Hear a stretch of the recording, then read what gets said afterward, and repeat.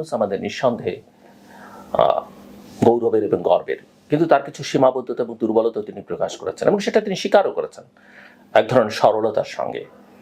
আমি এই কথাও বলেছি আমার এই ব্লগে যে তিনি একটা কেজের মধ্যে আছেন, তিনি জিম্মি আমার কাছে মনে হচ্ছে, এবং প্রমাণিত হলো যে তিনি সেরকম জায়গায় আছেন। আজকে তার কথারও প্রতিবাদ, তার কথার সমালোচনা এই তার মাস্টার মাইন্ডরা, এই তার সোনার ছেলেরা করছে। আমি বলেছি যে হাসনাতকে আমি পছন্দ করতাম, কিন্তু তার বডি ল্যাঙ্গুয়েজ আমার পছন্দ হয়নি। হাসনাতের নাম উচ্চারণ না করে একটা স্ট্যাটাস দেওয়ার কারণে হাসনাত আমার নাম উচ্চারণ করে স্ট্যাটাস দিয়েছে। কিন্তু আজকে হাসনাত কিংবা আসিফ মাহমুদ, হাসনাত তার ফেসবুকে স্ট্যাটাস দিয়ে আসিফ মাহমুদ একটা টেলিভিশন বা অনলাইন পোর্টালে তার একটা ভিডিও বার্তায়, এবং আরেকজন সমন্বয়ক বা অত্যন্ত গুরুত্বপূর্ণ সরকারও আছেন, গৃহযুদ্ধের কথা বলে তাদের নতুন পার্টি, নাহিদ ইসলামের নতুন পার্টি, জাতীয় নাগরিক কমিটি এবং তাদের নেতা নাসিরুদ্দিন পাটোয়ারি সহ তারা প্রফেসর মোহাম্মদ ইউনূসের বিরুদ্ধে যেসব কথাবার্তা বলছেন, সেনাপ্রধানের বিরুদ্ধে যেসব কথাবার্তা বলছেন, সেনাবাহিনীর বিরুদ্ধে যেসব কথাবার্তা বলছেন, অ্যাকসেপ্টেবল নয়। ইয়েস, আমাদের সেনাবাহিনীর দুর্বলতা সীমাবদ্ধতা ছিল, প্রতিষ্ঠান হিসেবে নয়, ব্যক্তিবিশেষের।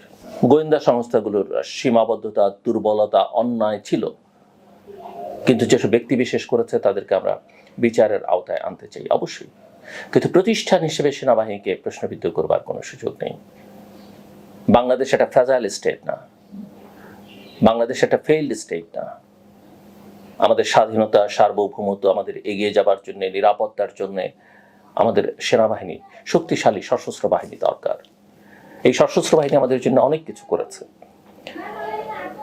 ইয়েস, তারা একটা সরকারের অধীনে কাজ করে, তাদের অনেক সময় চাইলে অনেক কিছু তারা করতে পারে না, একটা শৃঙ্খলার মধ্যে থাকতে হয়। কিন্তু এই কথা তো মানতে হবে, 90-এর অভ্যুত্থান যদি জেনারেল নুরুদ্দিন না চাইতেন, তৎকালীন সেনাপ্রধান, সফল হতো না বা এরশাদের পতন হতো না।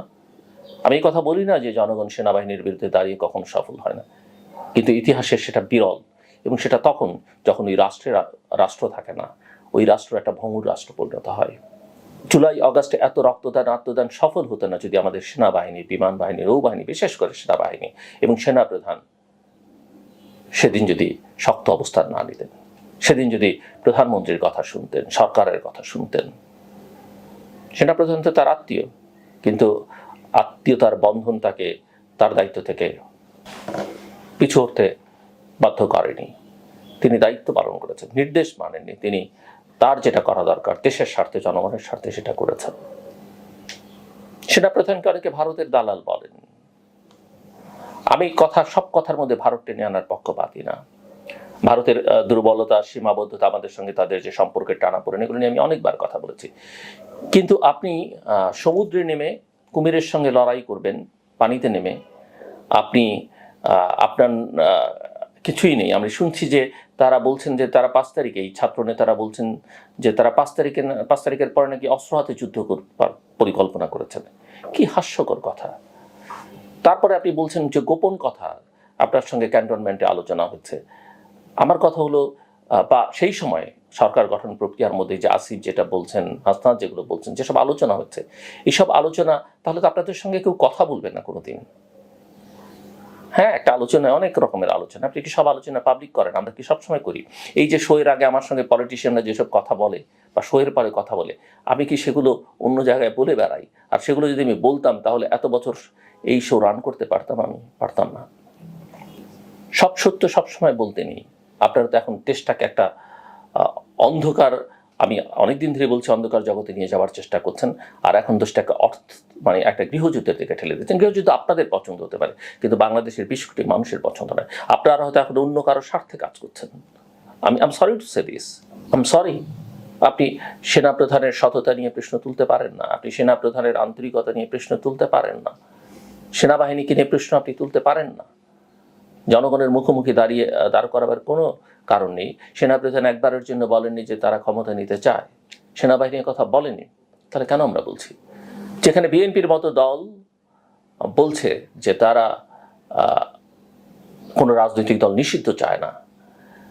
আপনি যদি জনগণের ক্ষমতায়ন চান, আপনি যদি ভোটের অধিকার চান, জনগণকে সিদ্ধান্ত নিতে দেন না বিএনপি, জামাত, আওয়ামী লীগকে থাকবে না। দুর্ভাগ্যজনক আজকে প্রফেসর মোহাম্মদ ইউনূসকে আপনারা বিতর্কের মধ্যে ঠেলে দিচ্ছেন। প্রফেসর মোহাম্মদ ইউনূসের সঙ্গে সেনাপ্রধানের দ্বন্দ্ব তৈরি করবার চেষ্টা করছেন। কেন করছেন? আমি এত অতি কথন ভালো নয়। একটা কথা মনে রাখবেন, আপনারা যা করেছেন প্রতি 3 ক্ষণের হিসাব কিন্তু সবার কাছে আছে, গণমাধ্যমের কাছে আছে, এমনকি বিভিন্ন গোয়েন্দা সংস্থার কাছে আছে। এত সহজ নয়। এত অতি কথন, এত অধিবাস্তব রাজনৈতিক পরিস্থিতি তৈরি করা মোটেই ভালো নয়। আমি মনে করি আপনারা অতিরিক্ত করে ফেলেছেন, সীমা লঙ্ঘন করে ফেলেছেন এবং দেশটাকে একটা বিপর্যয়ের মধ্যে নিয়ে যাচ্ছেন। এই অবস্থা থেকে আমাদের বদল দরকার, দ্রুত উত্তরণ দরকার। বাংলাদেশের রাজনৈতিক অঙ্গনে সম্প্রতি যে ব্যতিক্রমী, আমি বলবো একেবারেই ব্যতিক্রমী যে আলোচনা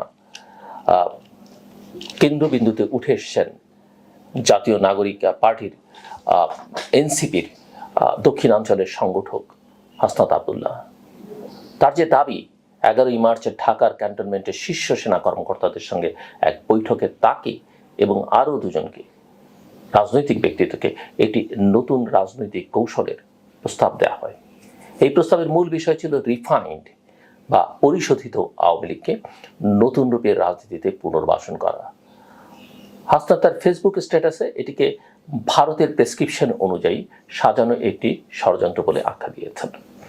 এই ঘোষণার পরপরই দেশের রাজনৈতিক অঙ্গনে এক ধরনের ঝড় বয়ে যাচ্ছে আমরা লক্ষ্য করছি। তথ্য প্রকাশের সময় এবং উদ্দেশ্য, সবার প্রথমে প্রশ্ন আসে, কেন হাসনাত আব্দুল্লাহ 11ই মার্চের ঘটনাটি 21 মার্চ প্রকাশ করলেন? যদি তার বক্তব্য সত্য এবং সৎ উদ্দেশ্যে প্রসূত হয়, তবে এতদিন চুপ থাকবার যৌক্তিকতা কি? তার এই দেরিতে প্রকাশ করবার রাজনৈতিক উদ্দেশ্য প্রসূত কিনা তা নিয়ে বিশ্লেষকদের মধ্যে ব্যাপক বিতর্ক সৃষ্টি হয়েছে। কেউ কেউ মনে করছেন এটি রাজনৈতিক সংকটের মুহূর্তে আলো ঘোরানোর কৌশল, যাতে ওয়াসা কেলেঙ্কারি, সচিবালয়ের দুর্নীতি, বরিশালে আওয়ামী লীগ নেতাদের হেনস্থা ইত্যাদি ব্যর্থতা থেকে জনগণের দৃষ্টি অন্যদিকে প্রকাশ করলেন।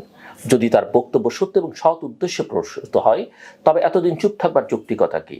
তার এই দেরিতে প্রকাশ করবার রাজনৈতিক উদ্দেশ্য প্রসূত কিনা তা নিয়ে বিশ্লেষকদের মধ্যে ব্যাপক বিতর্ক সৃষ্টি হয়েছে। কেউ কেউ মনে করছেন এটি রাজনৈতিক সংকটের মুহূর্তে আলো ঘোরানোর কৌশল, যাতে ওয়াসা কেলেঙ্কারি, সচিবালয়ের দুর্নীতি, বরিশালে আওয়ামী লীগ নেতাদের হেনস্থা ইত্যাদি ব্যর্থতা থেকে জনগণের দৃষ্টি অন্যদিকে অধিবাস্তব রাজনৈতিক পরিস্থিতি তৈরি করা মোটেই ভালো নয়। আমি মনে করি আপনারা অতিরিক্ত করে ফেলেছেন, সীমা লঙ্ঘন করে ফেলেছেন এবং দেশটাকে একটা বিপর্যয়ের মধ্যে নিয়ে যাচ্ছেন। এই অবস্থা থেকে আমাদের বদল দরকার, দ্রুত উত্তরণ দরকার।